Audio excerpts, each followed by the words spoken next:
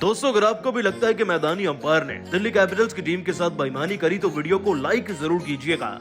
दोस्तों, एक हारे हुए मैच में जीत रही थी दिल्ली की टीम, लेकिन अंपायर की बेईमानी भारी पड़ गई और दिल्ली की टीम कैसे हार गई, पंत ने कैसा फाइट बैक किया, सब आपको दिखाएंगे। लेकिन उससे पहले आप सभी को क्या लगता है कि टीम की हार का कारण क्या बना, नीचे कमेंट करके जरूर बताइएगा। दोस्तों, आईपीएल 2022 का सबसे बड़ा व हाई स्कोरिंग मुकाबला दिल्ली और राजस्थान की टीम के बीच में वानखेड़े के मैदान में खेला गया। आपको बता दें कि राजस्थान की टीम का रथ शुरू से नहीं रोका जा रहा था किसी पर, और आज भी बिल्कुल वैसा ही हुआ। दोस्तों, मैदान में उतरकर ऋषभ पंत ने टॉस जीता और गेंदबाजी चुनकर सब कुछ अपने पक्ष में लाने का पूरा प्रयास भी किया, जिसमें वो इससे पहले कि सक्षम होते जॉस बटलर ने पंत और दिल्ली की टीम के सारे सपने चकनाचूर कर दिए। दोस्तों, आपको बता दें कि राजस्थान की टीम को इस बार के आईपीएल की सबसे बेहतरीन व शानदार शुरुआत मिली है। तो जॉस बटलर इस बार के आईपीएल का अपना तीसरा शतक जड़ चुके हैं और दूसरी तरफ से देवदत्त पडिक्कल उनसे एक कदम आगे ही थे।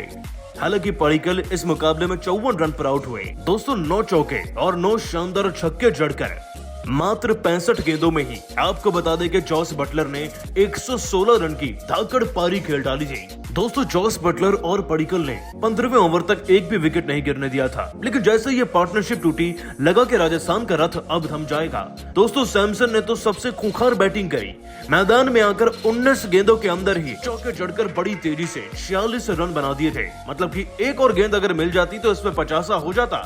दोस्तों, आपको बता दें कि सैमसन की इसी 46 रनों की पारी के चलते राजस्थान की टीम 220 नहीं बल्कि 222 रन बना गई।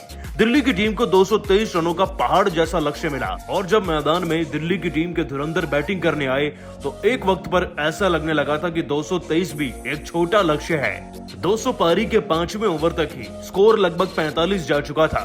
पृथ्वी शॉ ने जहां 27 गेंदों में ही 37 रन जड़ दिए, तो वहीं वार्नर ने 14 गेंद में 28 रन बनाए थे।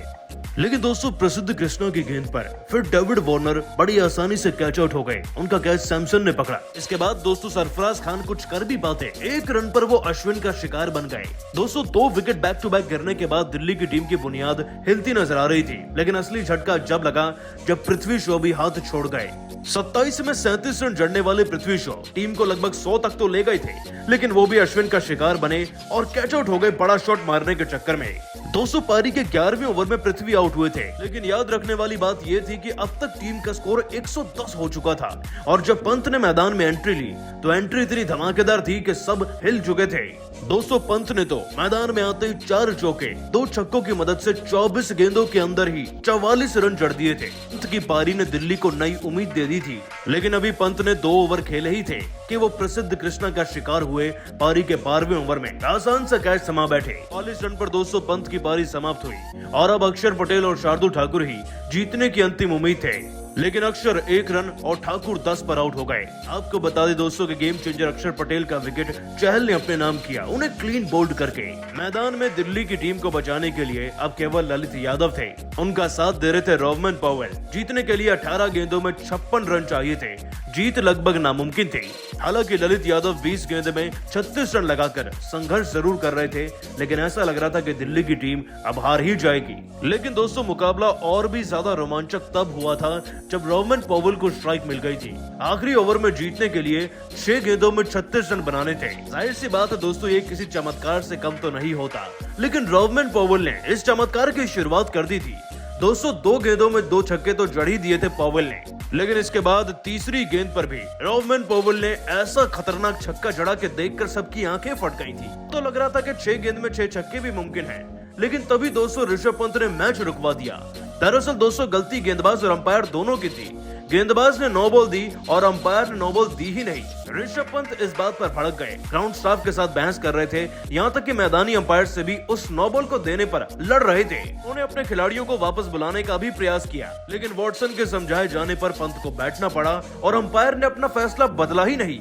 यहाँ तक कि दोस्तों, थर्ड अंपायर ने भी इंटरफेयर नहीं किया इसे 9 बॉल देने के लिए, जबकि गेंद वेज से कितनी ऊपर है आप सभी देख सकते हैं। और फिर क्या होना था दोस्तों, रोवमन पॉवेल का मोमेंटम बिगड़ गया, जिसके बाद दिल्ली की टीम इसी मुकाबले को 15 रन के अंतर से हार ही गई। और इसी हार के बाद अंपायर पर इल्जाम लगाते हुए ऋषभ पंत ने अपने बयान में भड़कते हुए कहा, वाकई में बहुत ज्यादा डिसअपॉइंटिंग है, लेकिन मुझे लगता है कि राजस्थान की टीम के खिलाड़ियों ने वाकई में काफी अच्छी गेंदबाजी करी और हमें भी अच्छी गेंदबाजी करनी चाहिए थी, क्योंकि अगर कोई टीम 200 के पार चली जाती है तो उनका जीतना लगभग तय होता है। परंतु मुझे लगता है कि अंपायर का वह फैसला वाकई में बहुत गलत था। जाहिर सी बात है, टीम में हमारी टीम के किसी स्टाफ मेंबर को भेजना सही बात तो नहीं थी, लेकिन हम क्या करते क्योंकि हमारे साथ भी तो गलत हुआ था। मुझे लगता है कि थर्ड अंपायर को एग्रेसिवली इंटरफेयर करके इसे नो बॉल देना चाहिए था, क्योंकि सबने मैदान में देखा, यहाँ तक कि ऑडियंस ने भी कि गेंद वेस्ट से ऊपर थी, तो जाहिर सी बात है वो नो बॉल तो होनी ही थी। लेकिन फिर भी उसे नो बॉल नहीं दिया गया और अंपायर अपने फैसले की जिद पर अड़े रहे और वही जिद हमारी टीम को ले डूबी है। अपने स्कोर, अपने लक्ष्य के इतनी पास पहुंचकर हारने के बाद डिसअपॉइंटमेंट तो है ही। हमारे गेंदबाज थोड़ा और प्रयास कर सकते थे, लेकिन मैं अपनी टीम के खिलाड़ियों को यह कहना चाहूंगा कि चाहे जितना ही गलत क्यों ना हो, अंपायर की ही गलती क्यों ना हो, अपने अगले मुकाबले पर ध्यान दीजिए, क्योंकि आपने आज वाकई में अच्छा प्रदर्शन किया है। दोस्तों, पंत ने वाकई में हार का सारा ठीकरा फोड़ दिया अंपायर के सर पर। लेकिन आप सभी को क्या लगता है, क्या वाकई में वह एक नो बॉल थी? क्या ये अंपायर की गलती थी या नहीं? नीचे कमेंट करके जरूर बताइएगा और ऐसी ताजा खबरों के लिए अभी सब्सक्राइब कीजिए हमारे YouTube चैनल को। धन्यवाद।